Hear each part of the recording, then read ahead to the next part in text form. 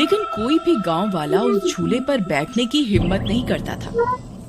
एक दिन घसीटा और उसकी पत्नी निर्मला सो रहे होते हैं। तभी उन्हें खिड़की से किसी के रोने की आवाज आती है। इस वजह से घसीटा की नींद खुल जाती है। अरे ये कौन है? हे भगवान, लगता है ये आवाज उसी बरगद के पेड़ की तरफ से आ रही है। अरे निर्मला, जल्दी उठो, देखो ना, आज फिर से वही रोने की आवाज आ रही है।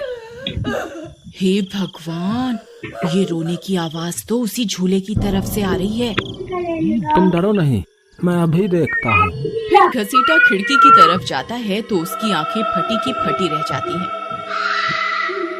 उसे झूले पर एक औरत दिखाई देती है। उसने सफेद रंग की साड़ी पहनी होती है और रो रही होती है। सफेद रंग की साड़ी पहनी होती है और रो रही होती है। अरे निर्मला, जल्दी यहाँ आओ, देखो झूले पर कोई बैठा हुआ है। फिर निर्मला भी जल्दी से खिड़की की ओर जाती है और उस औरत को देखने लगती है। अजी, ये वही चुड़ैल तो नहीं जिसने इस झूले पर अपना कब्जा कर रखा है? तुम्हारा दिमाग खराब तो नहीं हो गया? वो सिर्फ एक औरत है। अजी, भला रात के 2 बजे कौन पेड़ के नीचे झूला झूलता है? अब तुम रुको, मैं अभी बाहर जाकर देखता हूँ। अरे रुको रुको, तुम्हारा दिमाग खराब तो नहीं हो गया जो खुद मौत के मुंह में मरने के लिए जाना चाहते हो? मैं आपको कहीं नहीं जाने दूंगी। तभी वह चुड़ैल अचानक से गायब हो जाती है। ये सब देखकर वे दोनों डर जाते हैं। अरे मर गए रे, ये तो गायब हो गई। मैंने आपसे कहा था ना जी, ये कोई आम औरत नहीं है। तुम सही कहती हो निर्मला, इस झूले में जरूर कोई गड़बड़ है, तभी कोई गांव वाला इसके आसपास जाने में भी डरता है। अजी, आज तक तो हमने इस झूले के बारे में सिर्फ अफवाहें ही सुनी थी, आज तो अपनी आंखों से देख लिया। मैं अब इस घर में और नहीं रहने वाली।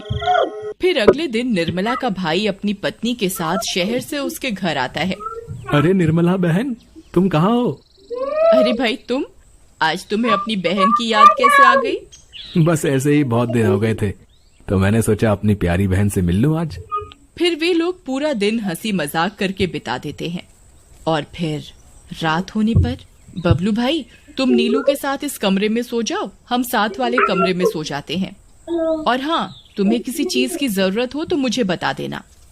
फिर इतना बोलकर निर्मला अपने कमरे में सोने के लिए चली जाती है।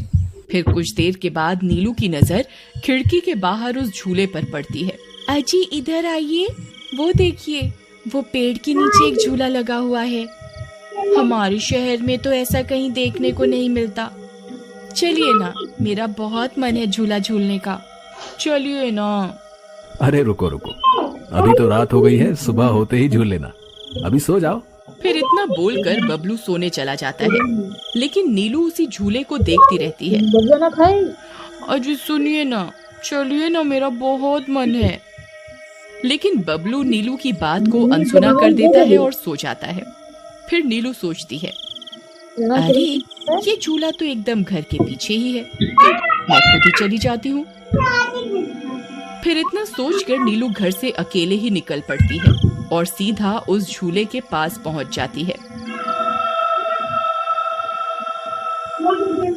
अरे वाह, जैसा मैंने सोचा था ये तो बिल्कुल वैसा ही निकला। आज तो मजा ही आ गया। फिर नीलू झूले पर बैठ जाती है और झूला झूलने लगती है और गाना गाने लगती है। पंछी बनूं, उड़ती फिरूं मस्त गगन में, आज मैं आजाद हूँ दुनिया के चमन में।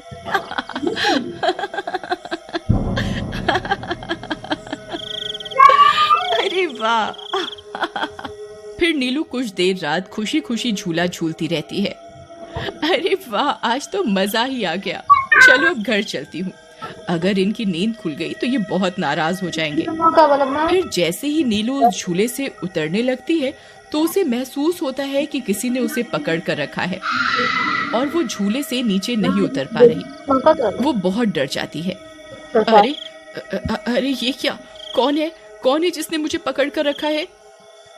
वो इधर उधर देखती है लेकिन उसे कोई दिखाई नहीं देता। अरे मर गई रे, मैं इस झूले से क्यों नहीं उतर पा रही? बचाओ बचाओ, कोई है? अजी सुनते हो, मेरी मदद करो। अगर आपकी कुंडली में ये 3 चीजें मजबूत हो ना, फिर बबलू की नींद खुल जाती है। निर्मला और घसीटा भी उठ जाते हैं और भागते हुए बबलू के पास आते हैं।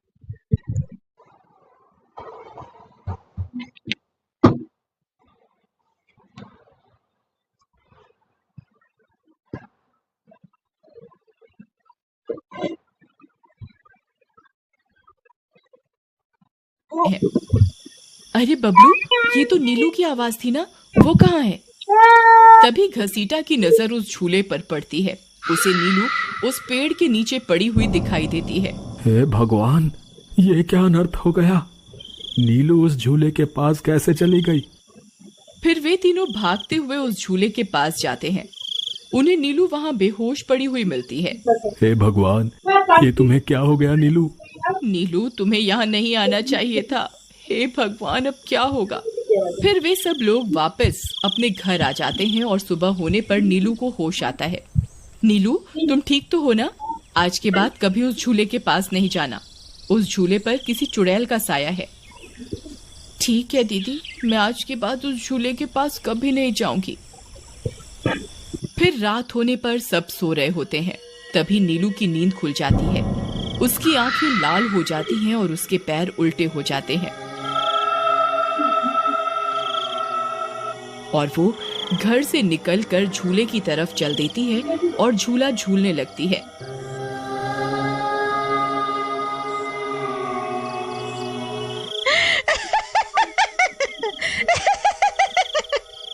उसकी हंसी सुनकर उन सब की नींद खुल जाती है।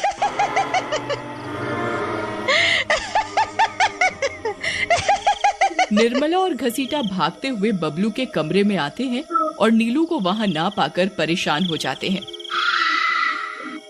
हे भगवान, अब ये नीलू कहाँ चली गई? फिर वे सब खिड़की से झांक कर देखते हैं तो उनकी आंखें फटी की फटी रह जाती हैं। नीलू झूला झूल रही होती है। अरे मर गए रे, ये नास मीठी तो फिर से झूला झूलने चली गई। अरे बेवकूफ बबलू, अपनी पत्नी को संभाल कर नहीं रख सकता क्या? देख, तेरी पत्नी आधी रात को कैसे झूला झूल रही है। दीदी, मुझे माफ कर दो। मैंने इसे समझाया भी था कि उस झूले की तरफ कभी मत जाना। अरे जल्दी चलो, हमें अभी नीलू के पास जाना होगा, कहीं कोई अनर्थ ना हो जाए।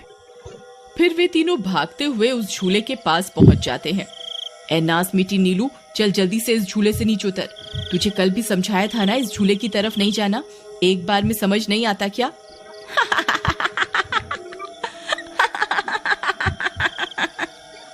जरा इसके पैरों की तरफ तो देखो। अरे मर गए रे, ये तो चुड़ैल बन गई है। अरे मर गए रे, मेरी बीवी तो चुड़ैल बन गई। अब क्या होगा? अरे भागो रे भागो, सब अपनी जान बचाकर भागो।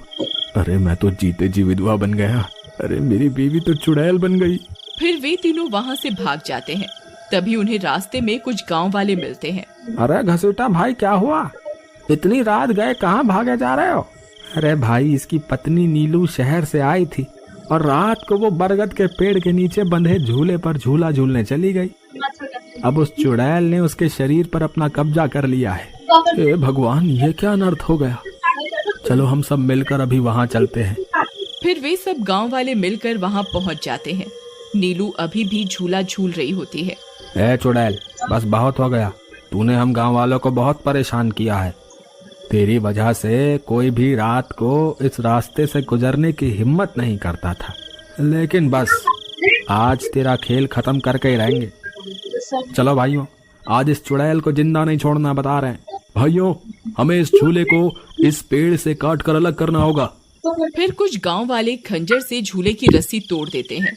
झूला टूटते ही नीलू नीचे गिर जाती है और चुड़ैल गुस्से में नीलू के शरीर से बाहर निकल जाती है। हे गांव वालों, ये तुमने सही नहीं किया, अब तुम सब मरोगे।